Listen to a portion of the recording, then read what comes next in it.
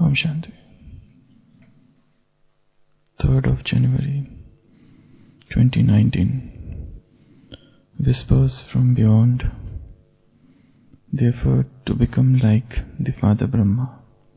Today is Thursday. To stay in the stage of introspection and then to come into extroversion. To practice this, you need to pay personal attention to yourself.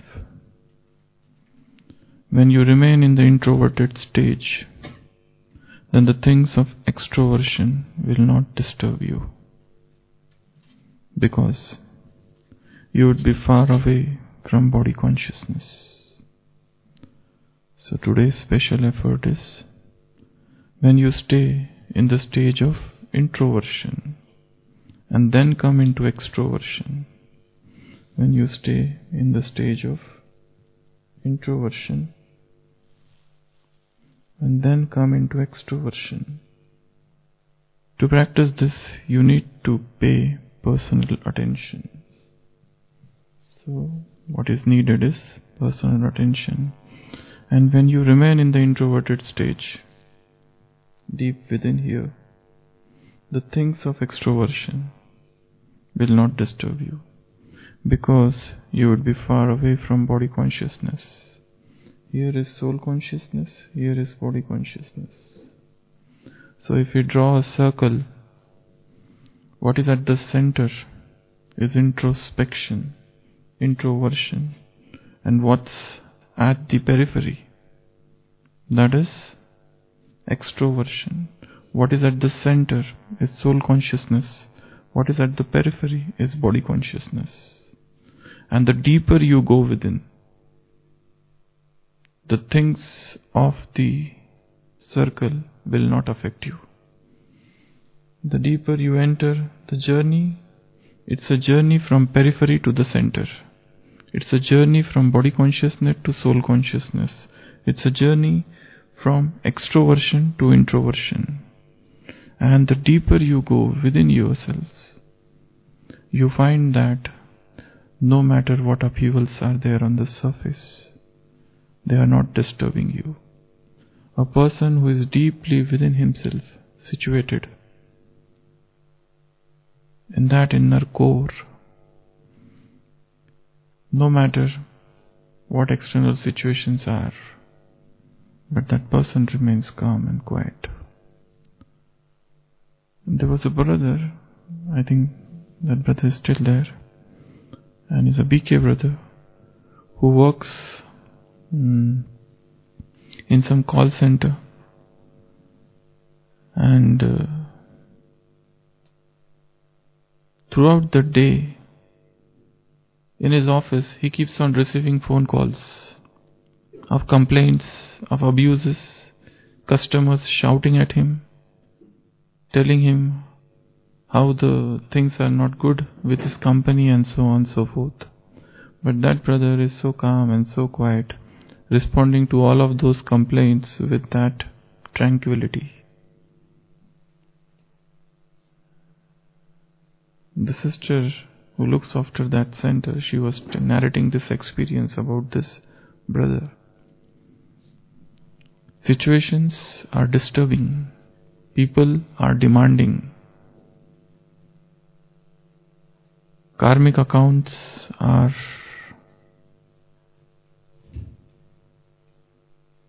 very, very intense. But in spite of all that, the one who has penetrated that depth and learns to remain at the center automatically gets free of all the external disturbances.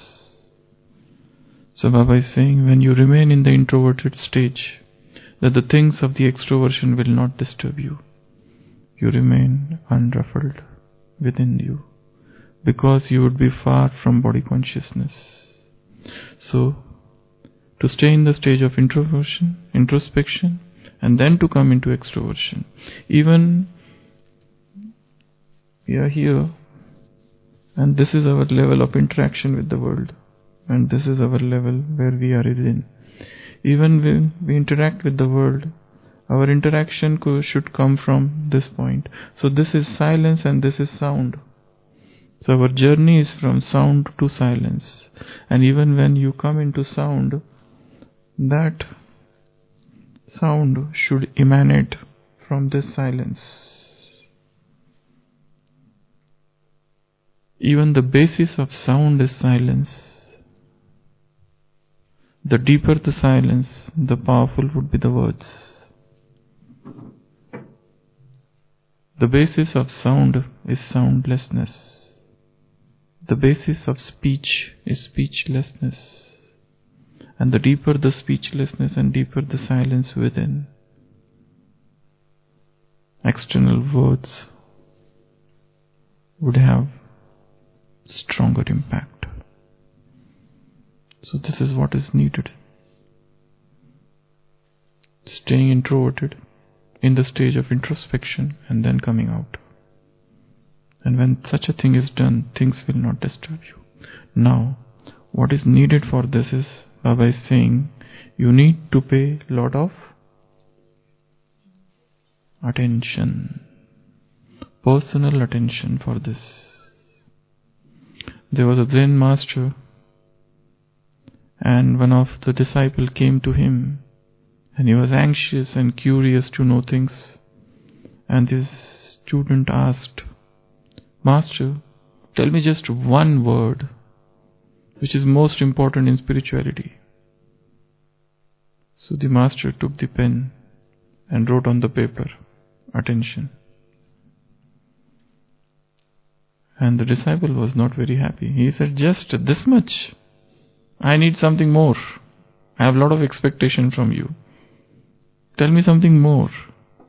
So the master wrote second word, attention. He said, this I know, you have already written that. I expect something more, something that will, increase my efforts and I become more and more powerful. Tell me something more, no? So the master wrote the third word, attention. By the time the disciple is little frustrated. And he said, but I know you have written attention, but tell me what is attention then? And the master wrote, attention means attention. Attention means attention. One of the definitions of yoga is attention. There are 10 definitions of yoga. Out of 10, one is attention. So we'll try to understand what is attention. But before that, let's revise those different definitions of yoga. Yoga is, first, smriti. Yoga means awareness. Yoga means smriti or awareness. That is the first definition of yoga. Meditation means smriti. Second definition of yoga is yatra. It's a journey. Yoga means it's a journey of remembrance. You start off on this beautiful journey. And sometimes journey is more beautiful than the destination itself.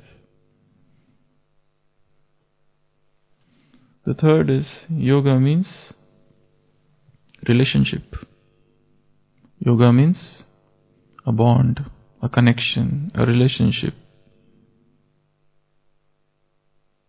Yoga. And the other word is yoke. To yoke, to bind, to unite, to combine. That bond is yoga. Bible says somewhere, carry me. Jesus says to his disciple, carry me, my yoke is mild. Carry me, my yoke is mild. So the third definition of yoga is relationship. The fourth definition of yoga is milan, meeting with God. Yoga means a beautiful union with God. Yoga means a divine union. where the soul is meeting the Supreme Soul in the stillness of the heart. That divine union, that marriage of true minds, that is yoga. The fifth definition of yoga is, yoga means lost in love. Lagan mein magan. When you are lost in love, there is no question of knowledge here. Here, in fact, even there is no soul consciousness or God consciousness. Nothing like that. Just a soul is drowned in the love of God. It is so drowned that it is unaware of anything external. Just total oblivion, total forgetfulness of the whole world. In today's Sakar Murli, one such statement has come. Baba remembers things of that world. He doesn't remember things of this world. So the lost in love. All the devotees, they were belonging to this category. They did not know God. They had no full introduction of God. But they had intense love for God. Such intense love for God that they were ready to do anything. They must have thought messengers of God as God. But their love was unparalleled. In English, there is one very beautiful book written by M. Raymond, The Family That Overtook Christ. In that book, there are 7 brothers. The first brother, he becomes monk and joins the monastery. The book is based on the life of Saint Bernard. One of the brothers is Saint Bernard, and he has mentioned his intense love for God. In his letters, he is burning in that love for God. He is missing the Lord so much. So in that book it is shown, this is a family where there are 7 brothers, and one after another, every brother surrenders. And he goes to God.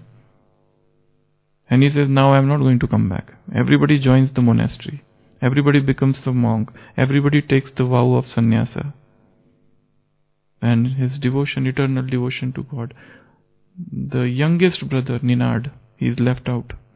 And the 6 brothers say to him, now you look after the family.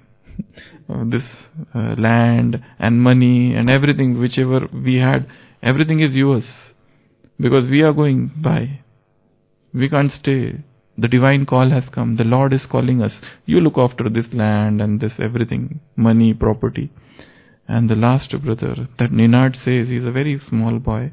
He says, you took the heaven and give me the earth. I am also coming. And he also joins the monastery. The name of the book is The Family That Overtook Christ. This is the family that went even ahead of Christ in samarpan, in surrender, in love of God. And there are intense and passionate letters written by Saint Bernard to God. How he is describing his agony, his pain, his misery. He says, I am bridegroom. I am the bride and he is the groom. And why my groom is not coming? And I wait for him.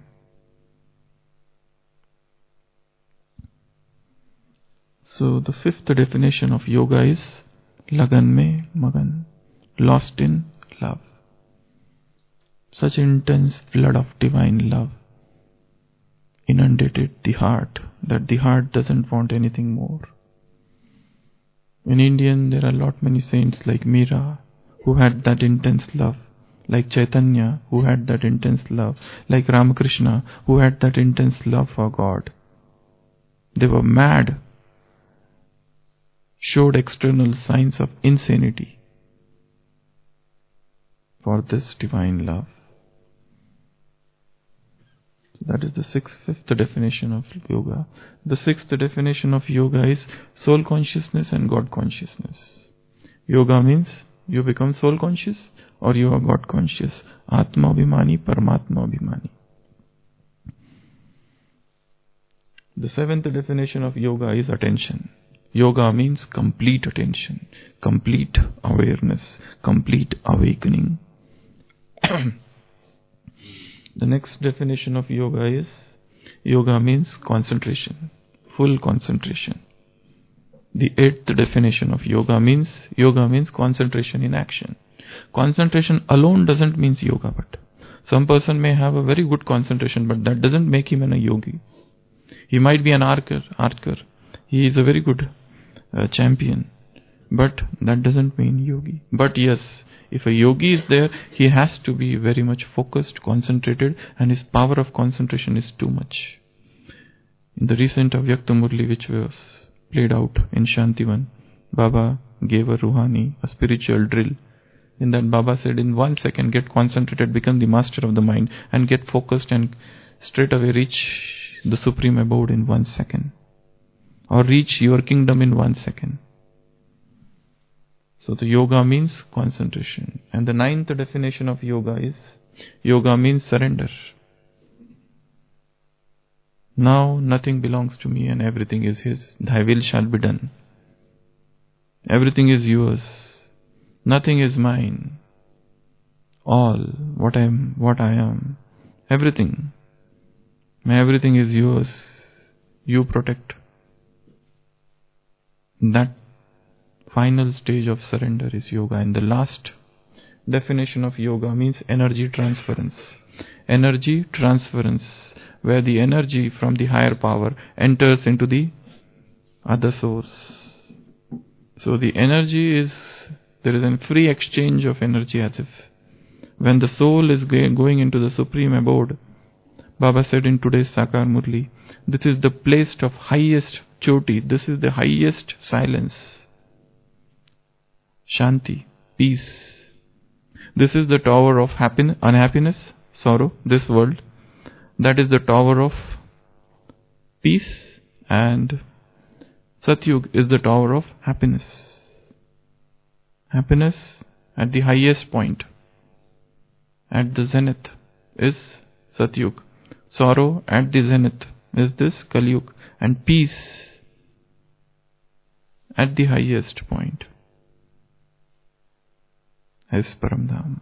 So when the soul is in the supreme abode is the place of highest vibrations, highest magnetic field, where the moment you enter that realm of supreme abode, one is charged. So it is not just the Father that you have to remember, but also your home. Why? It is not just the Father that you have to remember, but also your home. Because that home is the place of highest purity. That home is the place of highest vibrations. That home is the place of highest electromagnetic energy. And soul is an electromagnetic unit. And the one source, the moment it enters into that field, it starts getting charged. And all that grip of body consciousness loosens. So these are the 10 definitions of yoga. Now we will come back to attention. So Baba says, you should have attention to move from the center to the periphery, and to move from the periphery to the center. This is the practice which is needed. How fast you come from the periphery to the center, and how fast you enter from the center to the periphery. This is the practice which is needed. So Baba says, you have to have a lot of personal attention. So what things are needed when we say attention? When somebody says pay attention, what things are needed? Or what does he mean? Or what are the components of attention? Yeah? Presence of mind. For attention means you are there at that moment. You are not straying away somewhere in the mind. You are very much focused. You know at this moment what I have to do. So that is attention. Okay. What else? Patience. Okay. What else? Attention means what? Self-control and what? Understanding. What is the right choice? That is attention. Okay. Observing ourselves. What else? Alertness. Alertness is not becoming unconscious, not becoming delirious, is attention. Then what else? Attention piles up and becomes concentration. Concentration is the bigger form of attention. Attention, when it is magnified, it becomes concentration. What else? Avoiding the distractions. This is a very, very important thing in attention. In fact, when they talk about attention, this is a very important point they always maintain. Suppose if you have to do some important work, you have to avoid distractions. And they talk of different methods of avoiding distractions. Like, put a earphone and do your work. If there are noises around and you can't focus on something, they said put something and let that sweet music go on. And then you do. Then switch off, take digital off, digital detox. Because sometimes this itself becomes the greatest distraction to us. We are reading something and 10 times messages or something is coming. So this can distract you. Other method of avoiding distraction is go in the company of nature. Seek nature. Be in the company of nature. Stay there. And observe nature deeply. So that is avoiding distraction. What else? What are the components of attention? One thing, avoiding multitasking is the most important thing. In fact, again, as I said, in the components of attention, they focus more on this point, avoiding distraction, and the second is this, avoiding multitasking. If one is doing multiple tasks at the same time, you can't remain focused. For attention, you need just one thing at a time. What else?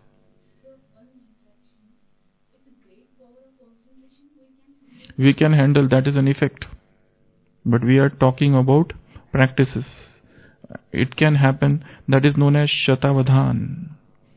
You know, there was a saint in Gujarat whom Mahatma Gandhi thought of his guide.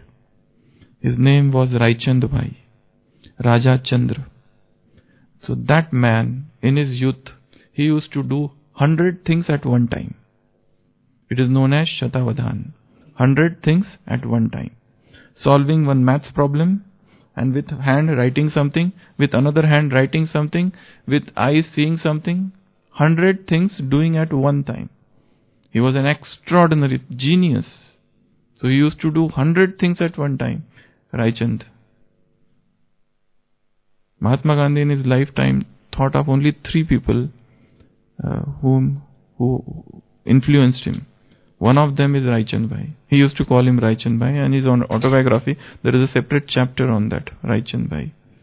But later on, this person even who used to do Shatavadhan, 100 things, he developed total vairag for all that, and he became a sannyasi. Because he understood that this is also Maya. Because he became very famous with that. And every fame brings with it a package of Maya. So he gave up that later on. So yes, with concentration then you can do 10 things at one time. But we are talking of components or prerequisite or before for attention what is needed. Once you become fully focused, concentration, you can do anything. You can take up one book and read once and you remember it. That's it. You don't have to keep on reading line. You read like this, not like this. You don't read like this. You read like this. First page and last page. So that is the heightened concentration. It's a very great concentration. With that it can happen. But that is the result. What else? Component of concentration? Presence of mind. Already said. What else? Interest. Okay. The more interested we are in something, we are concentrated. When we are not interested, our mind goes here and there. It's wandering mind. Then focusing on that is avoiding multitasking. What else? Creativity brings in attention. Okay. Using all the senses. This is very, very important. Like when you read Murli, see Murli and read loudly and hear. So when you are reading Murli loudly, we are hearing also, eyes are seeing also, and with the hand touch also. And see, this paragraph is here and that paragraph here. Putting all the senses together enhances concentration. So using putting everything, like somebody is sitting here or when in Madhuban and listening to some class or something, there's a difference. And when somebody is outside, he is not seeing that person, he is just listening. So that matters. So involve all the senses. Involve all the senses. Try to feel the things, try to touch the things, try to feel the impalpable, try to feel the unfelt, try to hear the inaudible, try to see the invisible. Try to smell. Try to smell that fragrance.